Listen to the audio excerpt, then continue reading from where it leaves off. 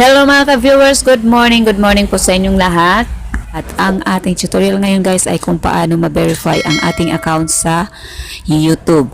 So para malagyan natin ng thumbnail ang ating mga video na ina-upload, ito po ang aking ituturo sa inyo para hindi na po kayo mahirapan na kapag nag-upload po kayo ng thumbnail or naglalagay po kayo ng thumbnail sa inyong mga videos ay lumalabas po na learn more. So para hindi po mangyari ang ganyan sa inyo guys, sundan nyo lang po ang aking gagawin step by step. Pero bago po tayo magsimula, please like and subscribe my channel at pakiclick na rin ang bell button para laging updated kayo sa aking videos. Okay guys, simulan na po natin ang ating tutorial. So gagamit po ako ng ibang account para example po sa inyo kung paano natin ma-verify ang ating account sa YouTube. So meron na po akong in-upload before, pero meron pa rin po nagtatanong sa akin na hindi pa rin po sila makapag lagay ng thumbnail sa kanilang mga video na ina-upload. So ito po ay pangalawang upload ko na po ito. So, gagamit po ako ng ibang accounts. So, simulan na po natin. Punta po tayo sa YT Studio. Kung wala pa po kayong YT Studio, pwede po kayong mag-download nito sa Play Store. So, punta na po tayo sa ating YT Studio.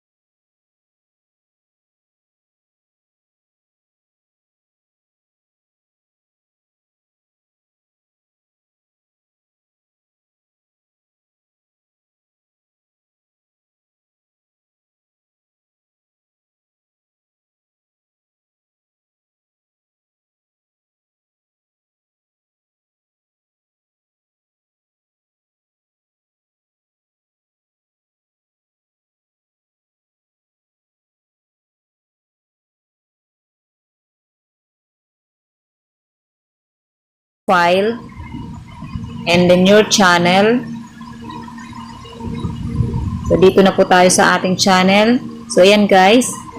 Nandyan na po yung thumbnail na nilagay natin sa ating video. So, ganun lang guys kung paano i-verify ang ating account sa YouTube. So, kapag verified na po ang ating account sa YouTube, ay pwede na po tayong maglagay ng thumbnail sa ating mga video. So, ganun lang guys. Maraming salamat po sa panunood at sana po ay nagustuhan niyo yung video na ito. At kung nagustuhan ng video na ito, huwag po kalimutang mag-like at mag-subscribe. At isabay na rin na i-click ang bell button para laging updated kayo sa aking mga videos. Thank you guys and God bless you all.